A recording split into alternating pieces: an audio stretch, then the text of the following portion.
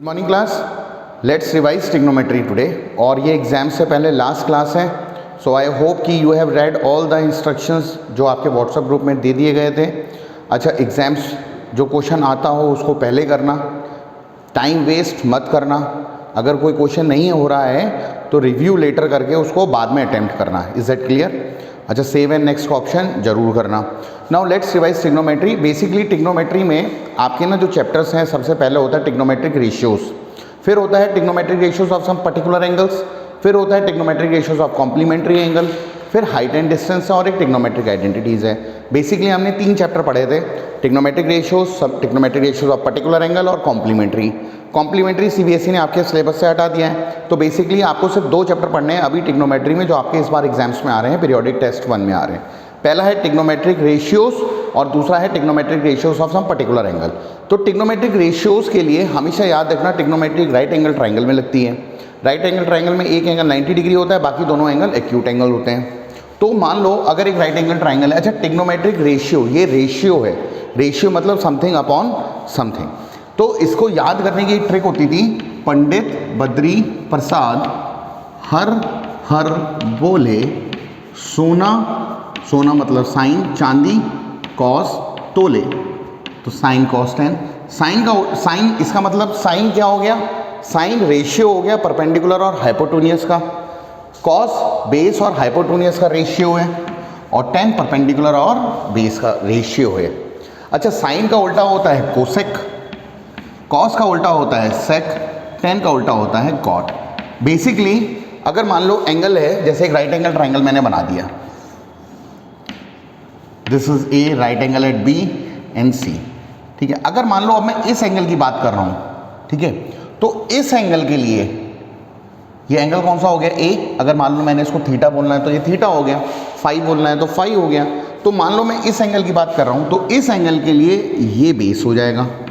Base क्या होता है, इन दोनों एंगल्स के बीच में जो होता है वो बेस होता है। इस एंगल के सामने ये हो गया परपेंडिकुलर, और हाइपोटेन्यूज होता है 90 के सामने वाला, ये हो गया hypotenuse. Hypotenuse remains the same, ठीक है। तो अगर मैं इस एंगल की बात करूं कि साइन ए, साइन ए एक वैल्यू है, it is not the multiplication of sine and A. Sine A itself is a value, ठीक है, साइन ए एक वैल्यू है। तो साइन ए क्या हो गया, परपेंडिकुलर मतलब सी बी, देखो परपेंडिकुलर अपॉन हाइपोटेन्यूज मतलब सी बी, और हाइपोटेन्यूज मतलब सी ए या बी सी अपॉन ए सी, ये हो गया साइन ए। सिमिलरली कॉस के लिए ए बी अपॉन ए सी, और टेन के लिए परपेंडिकुलर यानी B C upon A B. ये हम बात कर रहे हैं ए के लिए।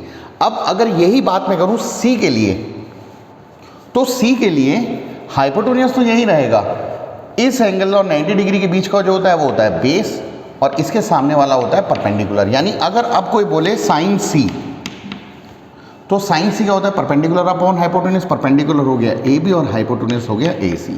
तो hypotenuse remains the same and all the end basically perpendicular और जो बेस होता है वो वैल्यू इंटरचेंज हो जाती है, ठीक है। अच्छा, एक चीज़ और, जो साइन और अगर कॉसेक की मल्टीप्लाई कर दें, मान लो थीटा एंगल है, तो साइन इंटू कॉसेक थीटा जो होता है वो होता है 1। इसका मतलब जो साइन की वैल्यू होगी वही हमारी रेसिप्रोकल हो जाती है कॉसेक की वैल्यू। सिमिलरली कॉस की जो वैल्यू होती है वो 1 अपॉन सेक थीटा होती है, और टेन की जो वैल्यू होती है वो होती है 1 अपॉन कॉट थीटा। तो बेसिकली अगर साइन और कॉसेक की मल्टीप्लाई कर दें तो 1 आ जाता है, कॉस और सेक की मल्टीप्लाई कर दें तो भी 1 आ जाता है, टेन और कॉट की मल्टीप्लाई करें तो भी 1 आ जाता है। फिर आप लोगों ने एक चीज़ सीखी होगी कि टेन थीटा जो होता है ये होता है sine theta upon cos theta, और कॉस थीटा जो होता है वो होता है sine theta upon sorry cos theta, इसका उल्टा होता है cos theta upon sine theta. तो ये बेसिकली सब जो ट्रिग्नोमेट्रिक रेशियोज में यूज़ होगा वो हमारा ये आपके बोर्ड पर है। अच्छा, 3 फंडामेंटल आइडेंटिटीज़ और होती हैं जो कभी कभी किसी न किसी क्वेश्चन में लग जाती हैं। हालांकि ये ट्रिग्नोमेट्रिक आइडेंटिटीज़ का पार्ट है, पर इस चैप्टर में भी for making the solution easier हम आइडेंटिटीज़ को यूज़ कर लेते हैं। पहली आइडेंटिटी जो हमने पढ़ी थी, sine square theta plus cos square theta की जो वैल्यू होती है वो होती है 1। फिर दूसरी हमने पढ़ी थी 1 प्लस टेन स्क्वायर थीटा जो होता है वो होता है सेक स्क्वायर थीटा, और तीसरी जो हमने पढ़ी थी 1 प्लस कॉट स्क्वायर थीटा जो होता है वो होता है हमारा कोसेक स्क्वायर थीटा। ठीक है, तो ये 3 फंडामेंटल आइडेंटिटीज़ और हमने पढ़ी थी। अच्छा, इसके बाद हमारा जो दूसरा चैप्टर है जिसका हमें रिवीजन करना है, अभी क्वेश्चंस मैं आपको करा रहा हूँ, पहले लेट्स सी द फॉर्मूला और जो हमारी बेसिक चीज़ है हम वो कवर कर रहे हैं। इसके बाद जो हमारा चैप्टर था वो था trigonometric ratios of some particular angle. तो कौन कौन से पर्टिकुलर एंगल होते हैं?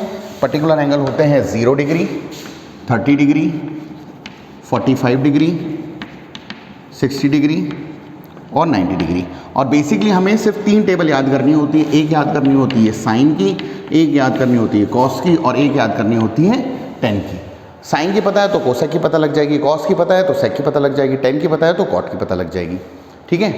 अच्छा, अब साइन कॉस टेन के लिए अगर हम टेबल बनाएं तो टेबल में मैंने आपको बताया था कि सबसे पहले लिखो 0, 1, 2, 3, 4 और 4 लास्ट है तो 4 को सबसे डिवाइड कर दो।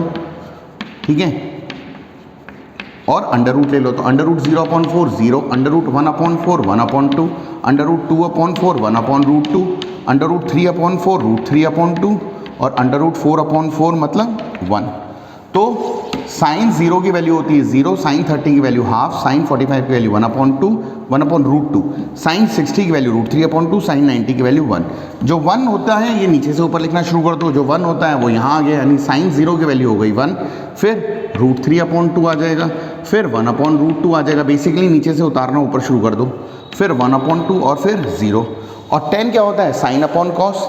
और साइन अपॉन कॉस आप या तो डिवाइड कर लें या बहुत सिंपल सा तरीका मैंने आपको याद करने का बताया था, 0 1/√3, फिर ऊपर वाला 1 आ जाता है, फिर नीचे वाला √3 आ जाता है, कुछ नहीं बचा तो नॉट डिफाइन लिख देते हैं। तो ये बेसिकली हमारी सारी ट्रिग्नोमेट्रिक रेशियोज हो गए पर्टिकुलर एंगल्स के। ठीक है। अच्छा, इसके बाद जो हमने किया था कि अगर मैं इस टेबल को याद ना करूं या ये टेबल ना बनाऊं तो हमारा एक लेफ्ट हैंड रूल होता है। ठीक है। ये मेरा लेफ्ट हैंड है, मैंने लेफ्ट हैंड अपना बना दिया। I am very poor in drawing, तो इसलिए मेरे हाथ से आप लोग हंसेंगे नहीं, आप ये बस मान के चलेंगे कि ये मेरा हाथ है, ये मेरा लेफ्ट हैंड है। ठीक है। खली का लेफ्ट हैंड है। ठीक है।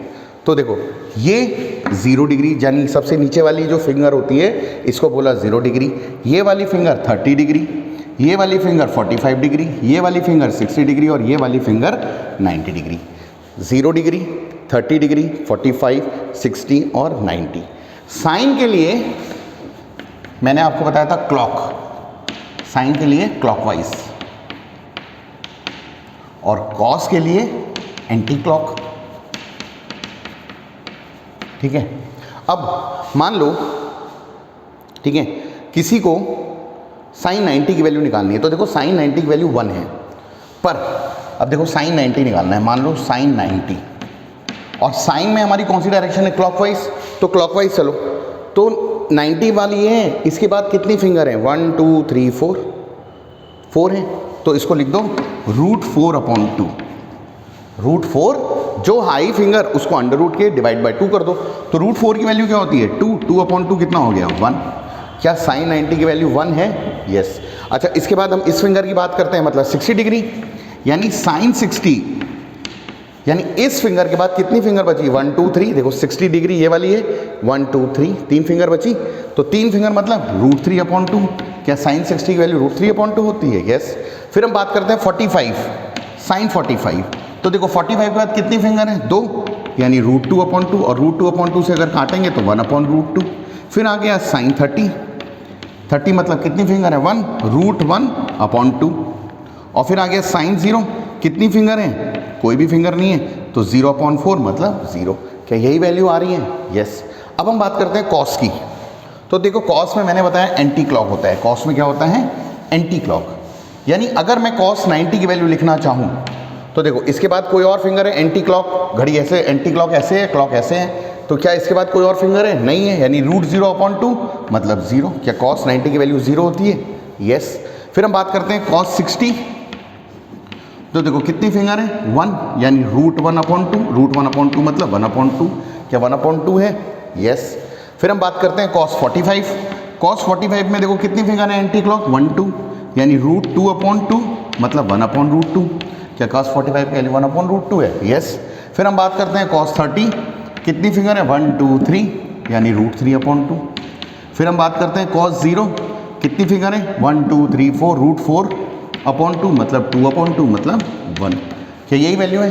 और 10 को याद करने का तरीका 0, 1/√3, 1 √3 नॉट डिफाइंड। तो अगर ये वैल्यू आपको याद है तो you can find out the value of cosec, sec and cot by yourself. चलो अब एक क्वेश्चन देखते हैं ट्रिग्नोमेट्रिक रेशियोज का। क्वेश्चन है, कोई अच्छा सा क्वेश्चन देख लेते हैं। मान लो 12th क्वेश्चन मुझे देखने को मिल रहा है आपकी एक्सरसाइज का। मैं 12th वाला क्वेश्चन जल्दी से दिखा दूं आपको, ठीक है। 12th क्वेश्चन कह रहा है कि साइन 12 दे रखा है हमारे पास 12/13,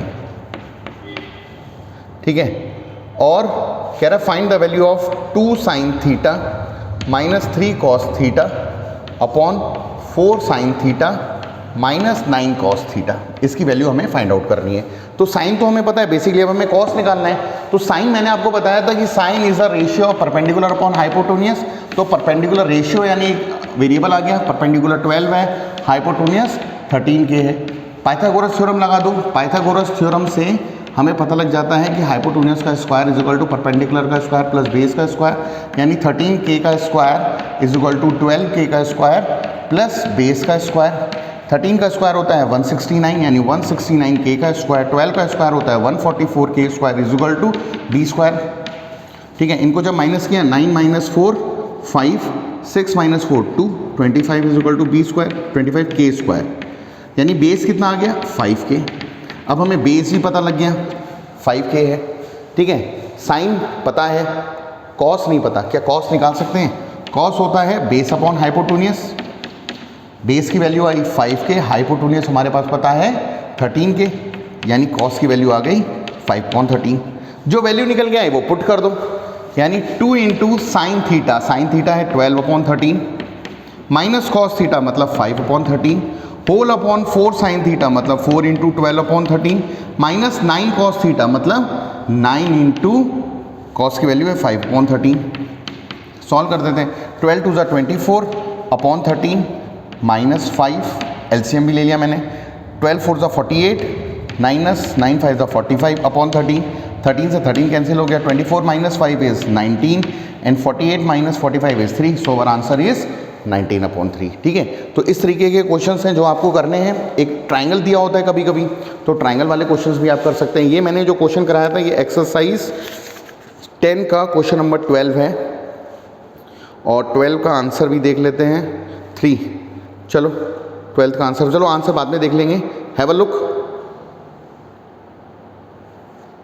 अच्छा, ये क्वेश्चन जो है, ये जो क्वेश्चन था ये था 2 साइन थीटा -3 कॉस थीटा, ठीक है, और 4 साइन थीटा माइनस, मैंने 3 नहीं लगाया इसलिए आपका आंसर मैच नहीं हुआ, ठीक है। पर ये क्वेश्चन कुछ भी हो सकता है, तो ये आपको अपने आप करना है, पूरी एक्सरसाइज रिवाइज करनी है। अब जल्दी से हम ट्रिग्नोमेट्रिक रेशियोज भी देख लेते हैं ऑफ पर्टिकुलर एंगल्स का एक आध क्वेश्चन, ठीक है। अच्छा, ट्रिग्नोमेट्रिक रेशियोज के जो कुछ क्वेश्चन हैं ऑफ सम पर्टिकुलर एंगल्स में, जैसे sine a + b = 1 and cos a - b = 2, ये वाले क्वेश्चन बहुत इंपॉर्टेंट होते हैं एग्जाम पॉइंट ऑफ व्यू से भी और कॉन्सेप्चुअली भी।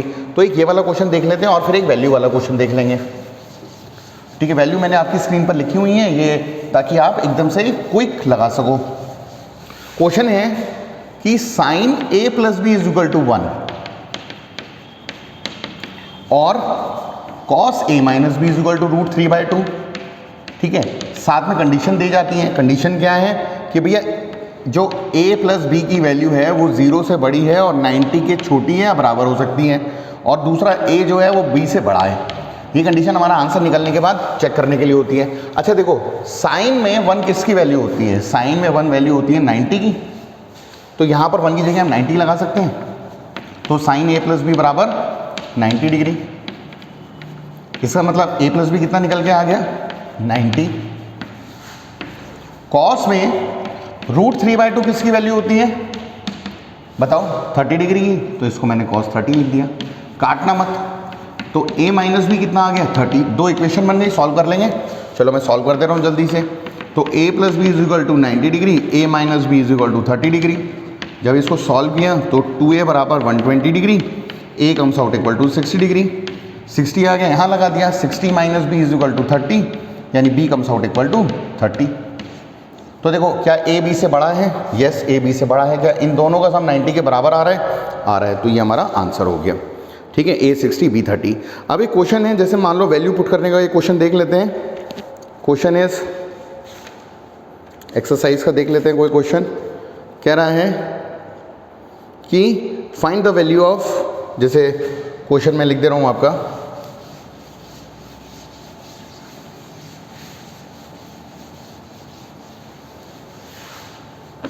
क्वेश्चन में लिख दे रहा हूँ, दिस इज क्वेश्चन नंबर 8, ठीक है। कह रहा है cot square 30 degree minus 2 cos square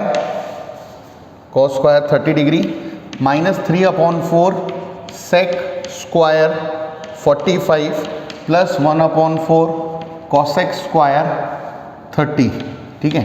अच्छा, अब देखो जल्दी से अगर मुझे साइन कॉस 10 की वैल्यू पता है तो मैं ये लगा दूंगा। देखो कॉट 30 किसका उल्टा होता है? tan 30, और tan 30 क्या होता है? 0। देखो सबसे पहले 0 1/√3, फिर 1, फिर √3, फिर नॉट डिफाइंड। tan 30 की वैल्यू होती है 1/√3। 1/√3 का उल्टा होगा कॉट, यानी ये हो जाएगा √3 का स्क्वायर माइनस cos 30। cos 30 के लिए 0 30 एंटी क्लॉक 1 2 3 √3/2 cos 30 √3/2, ठीक है। तो माइनस 2 इंटू √3/2 का whole square minus 3/4 sec 45। sec 45 होता है cos 45, और cos 45 मतलब 0 30 45 एंटी क्लॉक 1 2 √2/2 1/√2।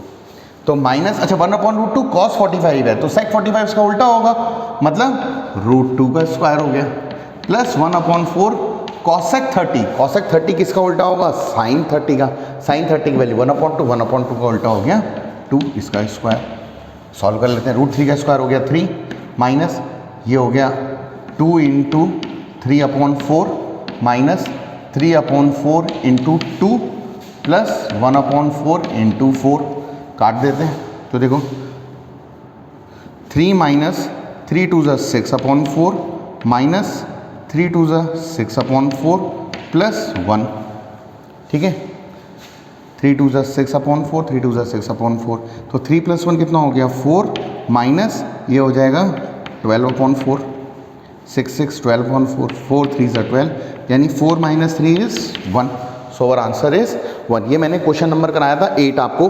बेसिकली ये क्वेश्चन इंपॉर्टेंट नहीं है, क्वेश्चन इंपॉर्टेंट क्या है कि हमें वैल्यू पुट करनी है, और वैल्यू पुट आप तभी कर सकते हैं जब आप वैल्यू या तो याद करें, या ये टेबल आपके पास हो, या आपको ये लेफ्ट हैंड रूल पता हो, ठीक है। So practice trigonometry today, trigonometric ratios of some particular angle, and that will be all for today. All the best for your exams. अच्छे से करना, ठीक है। जो क्वेश्चन नहीं आते हैं उनके ऊपर टाइम मत लगाना, रिव्यू लेटर करके बिल्कुल लास्ट में देखना, ठीक है। So all the best, and that will be all for today. Thank you.